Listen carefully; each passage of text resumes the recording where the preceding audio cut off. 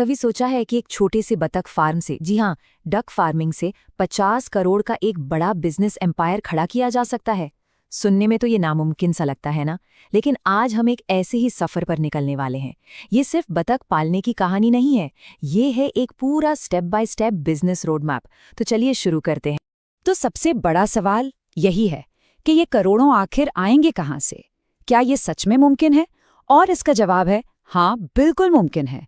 पर इसके लिए कोई जादू की छड़ी नहीं, बल्कि एक सॉलिड स्ट्रैटेजी, एक सही विजन चाहिए। और आज हम उसी ब्लूप्रिंट को डिकोड करने वाले हैं। और देखिए, जब करोड़ों की बात होती है तो ये कोई छोटी मोटी रकम नहीं है। हम बात कर रहे हैं सालाना 50 करोड़ रुपए से भी ज्यादा के टर्नओवर की। ये आंकड़ा ये हकीकत बन सकता है अगर प्लान को ठीक वैसे ही एग्जीक्यूट किया जाए जैसा हम डिस्कस करेंगे। तो हमारा ये पूरा सफर इन 5 पड़ावों में बटा हुआ है। सबसे पहले एक मजबूत शुरुआत, फिर वो असली गेम चेंजर क्या है उसे समझेंगे। उसके बाद एक किसान से सप्लायर बनने का सफर, फिर अपना ब्रांड बनाना, और आखिर में हम बात करेंगे सफलता के उन 7 गोल्डन रूल्स की जो इस पूरे सफर की नींव है। चलिए फेज 1 से शुरू करते हैं, एक मजबूत शुरुआत। देखिए, किसी भी बड़े एम्पायर की तरह इस बिजनेस की नींव भी एकदम सॉलिड होनी चाहिए। तो पहले साल का लक्ष्य यानी 0 से 12 महीने का प्लान एकदम साफ है। सिर्फ 500 से 1000 बतखों के साथ शुरू करना है। और फोकस सिर्फ एक चीज पर रहेगा, अंडे और मांस की बिक्री। हमारा टारगेट है कि इससे करीब 20 लाख रुपए का सालाना टर्नओवर बन जाए। और सबसे अच्छी बात क्या है पता है?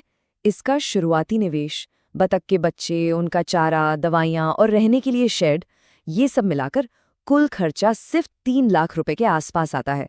मतलब इस बिजनेस में एंट्री लेना उतना मुश्किल भी नहीं है। तो पहले साल का सबसे जरूरी पॉइंट, इस 20 लाख के टर्नओवर से लगभग 8 से 10 लाख रुपए का नेट प्रॉफिट निकालना। यही प्रॉफिट वो फ्यूल है जो इस बिजनेस को अगले लेवल पर लेकर जाएगा। अब आते हैं फेज 2 पर, और यही है असली गेम चेंजर। यहीं पर आकर ये बिजनेस एक नॉर्मल ग्रोथ से हटकर, समझ लीजिए, एक रॉकेट की रफ्तार पकड़ लेता है। अगले 1 से 3 सालों में हमारा फार्म 5000 से 10,000 बतखों तक पहुंच जाएगा। लेकिन यहाँ सबसे बड़ा बदलाव बतखों की संख्या में नहीं, बल्कि काम करने के तरीके में है। अब फोकस अंडे या मांस बेचना नहीं, बल्कि बतख के बच्चे बेचना है। और इसी एक बदलाव से टर्नओवर सीधा 2 से 3 करोड़ रुपए तक पहुंच सकता है। यही वो एक स्ट्रेटेजिक मूव है जो सब कुछ बदल कर रख देता है। सिर्फ अंडे बेचने के बजाय अब एक इनक्यूबेटर का इस्तेमाल करके अंडों से बच्चे निकाले जाते हैं और फिर उन्हें बेचा जाता है। ये एक बहुत ही हाई मार्जिन बिजनेस मॉडल है। और इसका प्रोसेस भी बहुत सीधा है। अपने ही फार्म के अंडे इस्तेमाल करने हैं, उन्हें इनक्यूबेटर में रखकर बच्चे निकालने हैं और फिर हर बच्चे को 50 से 80 रुपए में बेचना है। जरा सोचिए, जो अंडा 10-12 रुपए का था, अब वो 50 से 80 रुपए का प्रोडक्ट बन गया। इसी को कहते हैं वैल्यू एडिशन। इसको एक और तरह से समझिए, अगर सिर्फ 50,000 बतख के बच्चे भी बेचे जाते हैं तो ये सीधे सीधे 30 लाख रुपए की एक्स्ट्रा इनकम है। और ध्यान रहे, ये अंडे और मांस को बिक्री के अलावा है। यही इस बिजनेस का असली स्केलिंग इंजन है।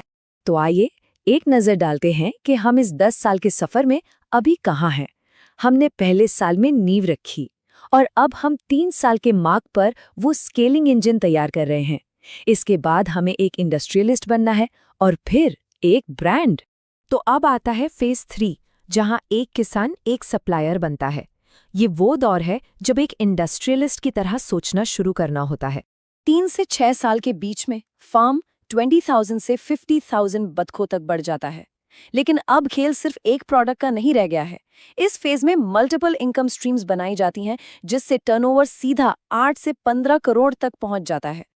और ये स्लाइड बहुत अच्छे से दिखाती है कि वो मल्टीपल स्ट्रीम्स हैं क्या।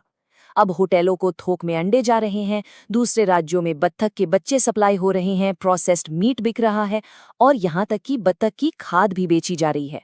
इनकम पूरी तरह से डाइवर्सिफाई हो चुकी है। और अब हम पहुंच गए हैं अपने आखिरी और सबसे रोमांचक फेज पर, फेज 4, अपना ब्रांड बनाना। यहाँ बिजनेस एक लोकल फार्म से बढ़कर एक नेशनल पहचान हासिल करता है। 5 से 10 सालों के अंदर बतखों की संख्या 50,000 के भी पार हो जाती है। अब फोकस पूरी तरह से ब्रांडिंग और एक्सपोर्ट पर शिफ्ट हो जाता है। जिससे टर्नओवर 20 से 50 करोड़ रुपए या उससे भी कहीं ज्यादा हो सकता है। इस स्लाइड पर एक किसान और एक ब्रांड के बीच का फर्क एकदम साफ दिखता है। एक किसान क्या करता है, वो लोकल लेवल पर बच्चे बेचता है, जबकि एक ब्रांड पैकेज्ड अंडे बेचता है, अपने प्रोडक्ट्स को एक्सपोर्ट करता है और एक बहुत बड़ी लार्ज स्केल हैचरी चलाता है। और जब हम एक बड़ी हैचरी की बात करते हैं तो इसका मतलब है महीने में 2 से 5 लाख बच्चे पैदा करना। आप अंदाजा लगाइए, सिर्फ इस एक ऑपरेशन से ही हर महीने 1 से 2 करोड़ रुपए की कमाई हो सकती है। ये होती है एक ब्रांड की असली ताकत। तो हमने ये पूरा सफर तो देख लिया, 0 से 50 करोड़ तक का। अब बात करते हैं उन मूल सिद्धांतों की, उन प्रिंसिपल्स की, जिन पर ये पूरा मॉडल टिका है।